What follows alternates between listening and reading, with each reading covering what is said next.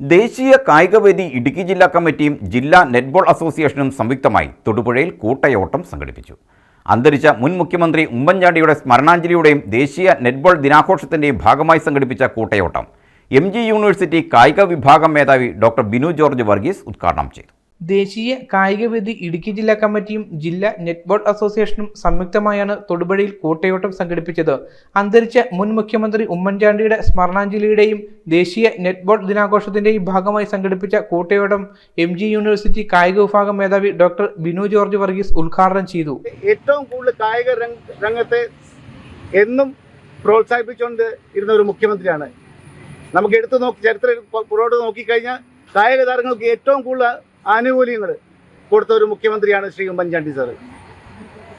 ഇന്ന് നിർഭാഗ്യവശ ഇവിടെ നമ്മുടെ ജിൻസൺ സാറൊക്കെ പറയുണ്ടായി, നമ്മുടെ സ്പോർട്സിൻ്റെ പെർഫോമൻസ് കേരളത്തിൻ്റെ നിർഭാഗ്യവശ പുറകോട്ട് പോയിക്കൊണ്ടിരിക്കുകയാണ്. 35ാം ദേശീയ ഗെയിംസിൽ നമ്മൾ മെഡൽ നിലയിൽ സർവീസസിൻ്റെ തൊട്ടു മുന്നിലും സംസ്ഥാനങ്ങളിൽ 1ാം സ്ഥാനത്ത് നിന്ന് ആ ഒരു സംസ്ഥാനം ഗോവയിൽ നടന്ന ദേശീയ ഗെയിംസിൽ നമ്മൾ 19 മെഡലിൽ ചുരുങ്ങി 5ാം സ്ഥാനത്തേക്ക് നമ്മൾ പോയി.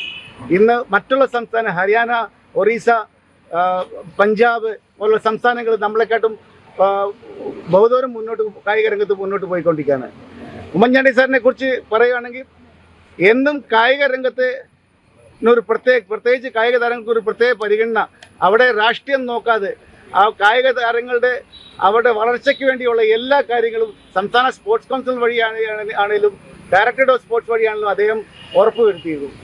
വെങ്ങല്ലൂർ റിവർവ്യൂ റോഡ് ജംഗ്ഷനിൽ ദേശീയ കായികവേദി ജില്ലാ പ്രസിഡന്റ് N രവീന്ദ്രന്റെ അധ്യക്ഷതയിൽ നടന്ന യോഗത്തിൽ Idukki DCC president CP Mathew അനുസ്മരണ പ്രഭാഷണം നടത്തി.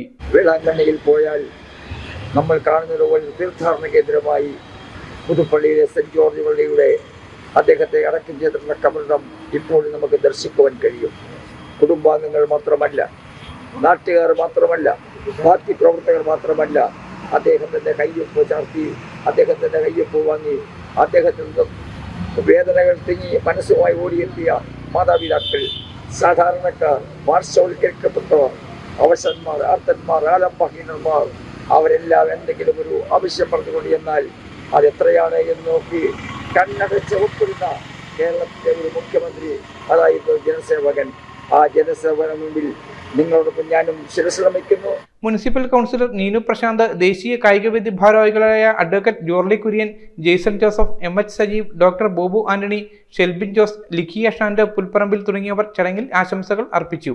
News bureau, Thodupuzha.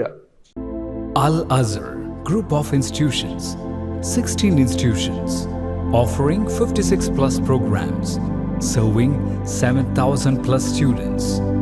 Al-Azhar, the most versatile campus in South India since 2002. K.M. Musa Haji, founder, chairman, Al-Azhar Group of Institutions, Todupuzha, had a profound vision of providing high-quality education to the youth. He wished to elevate the underprivileged and minority communities of the Idukki district by offering exceptional educational facilities. Located in the greenest city of Kerala, Al-Azhar offers an adorable environment for learning with 127 acres extensive campus, molding generations from kindergarten to masters.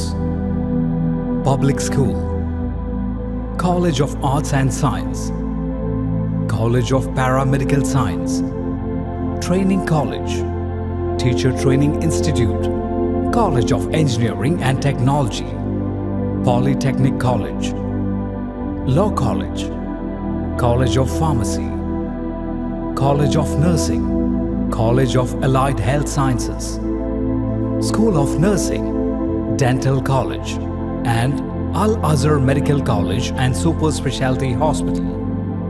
Well-developed infrastructure, separate hostel for boys and girls, transportation facilities to major cities and towns nearby, advanced technologies, an expert faculty team, maintaining quality and contributing success, shining light, smiling bright.